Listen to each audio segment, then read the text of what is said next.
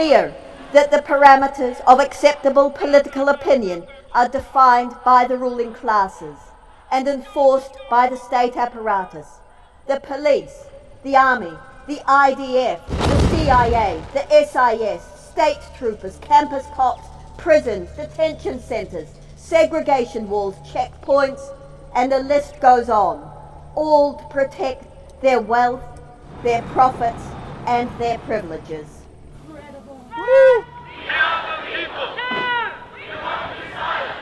What we are witnessing now is an unprecedented awakening of people across the world, sickened to the very core by the unimpeded Israeli genocidal rampage being unleashed on the Palestinian people.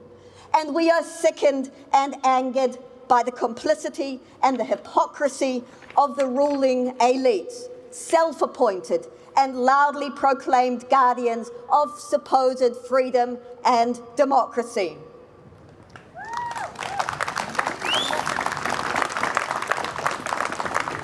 And as student encampments, demonstrations and marches show no sign of abating, that spectrum of acceptable opinion is tightening. Any criticism of Israel is to risk being charged with anti-Semitism, and this has been used to justify mass arrests of pro-Palestinian protesters across the Western world. We have seen violent state repression of student encampments across the US and Europe. We have seen Zionist vigilante mobs attacking pro-Palestine students in Los Angeles and Melbourne. In France, Germany, Hungary, and Austria, pro-Palestine demonstrations, marches, congresses, even meetings have been banned, violating basic democratic freedoms of speech and assembly. With French complicity, Germany, second largest supplier of weapons to Israel, has placed an entry ban into the EU on surgeon and dean of Glasgow University, Dr. Abu Sita, witness to the genocide in Gaza in an effort to silence his damning testimony. In Austria, Mikhail Probsting, secretary of the Revolutionary Communist International Tendency, was a week ago sentenced for incitement to commit terrorist offences, in reality for defending the Palestinians and opposing the Zionist regime, as all of us here today stand for.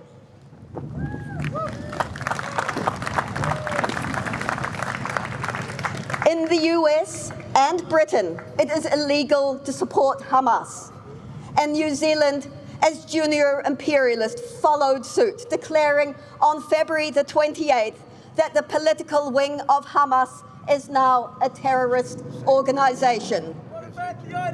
Yet even as our governments continue to masquerade as guardians of the free world, to sow the illusion that somehow the voice of the people matters, that free speech and democracy matter, we must not forget that we are only ever permitted as much democracy as doesn't challenge the status quo or threaten the economic interests of the ruling class.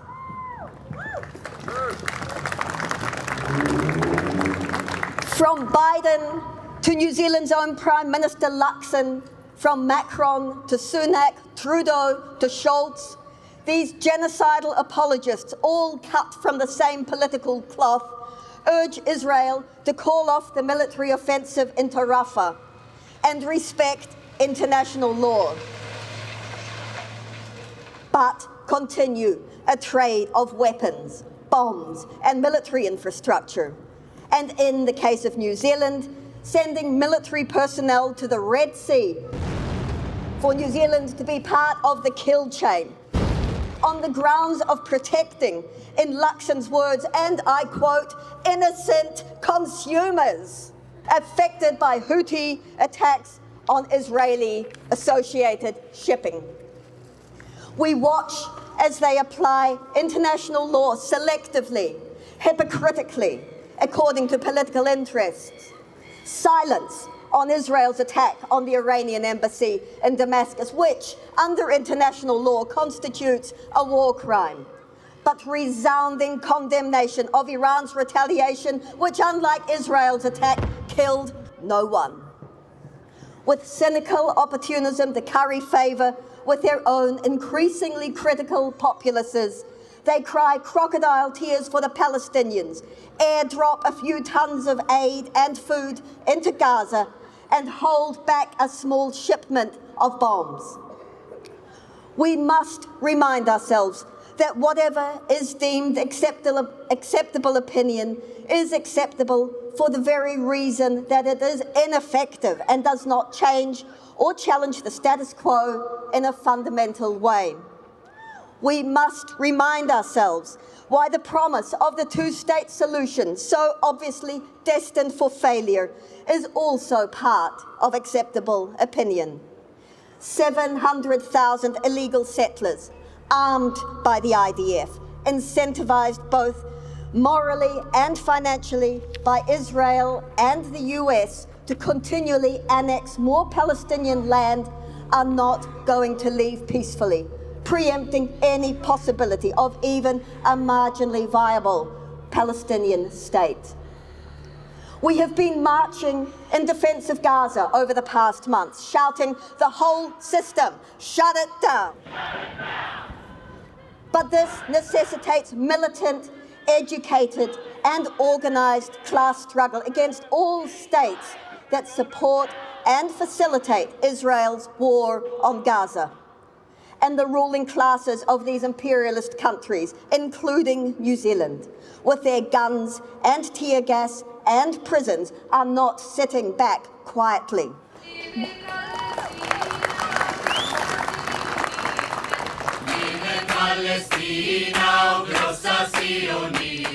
What is needed right now in order to shut it down are actions that pull together the many scattered elements of the workers' and students' movements behind shared political demands.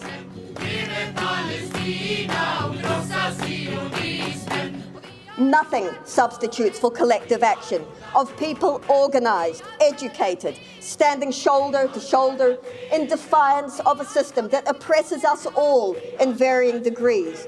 Not letters to the Prime Minister, not the signing of online petitions or buying Nike shoes over Puma shoes.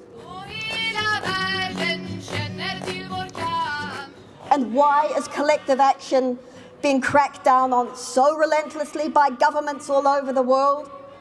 Because people, students, workers, the unemployed, the old and the young, marching together against imperialism and colonisation, against oppression in all its shades and manifestations, contains the potential, no matter how pale or faint, of a revolutionary anger that can be turned against the ruling class.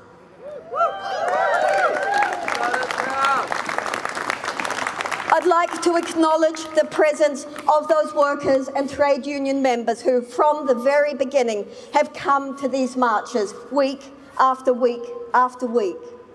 2 weeks ago, Dave, a member of the Otago Rail and Maritime Union, spoke here, and I was so proud to hear him stating quite correctly that the power of workers lies in our ability to withdraw our labour.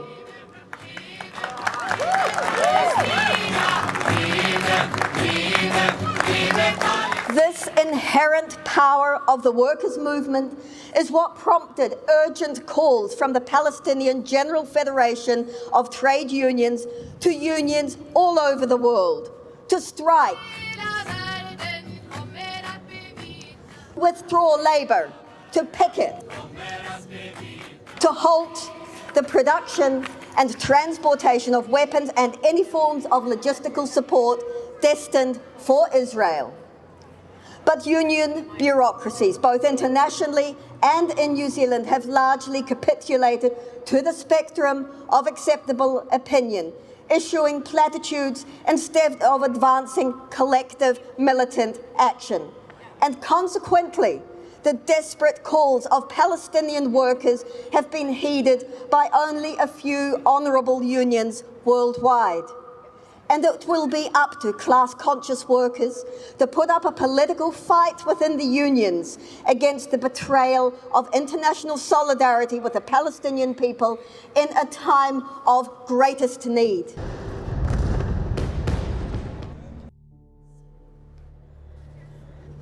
So many red lines, or perhaps we should more accurately call them bloodlines, have been transgressed, with over 34,000 Palestinians, including 14,500 children, killed, butchered, crushed, executed by the IDF at the behest of the Israeli state. But even the briefest reading of the facts around the founding of the State of Israel and the repeated failures since 1948 of upholding international law should illustrate that we have lost our senses if we continue to cling to a belief that the system which oppresses also has the ability to deliver just solutions.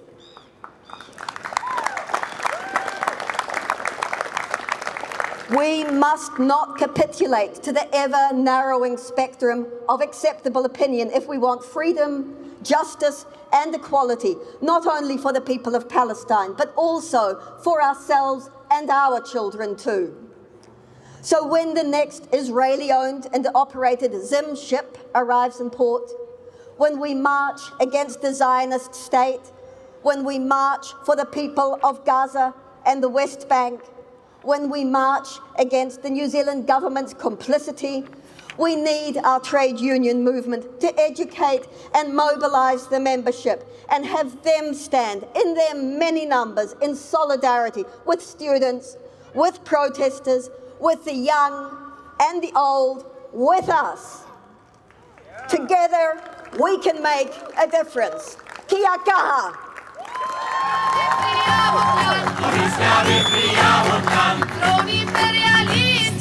Från imperialismen. Och vi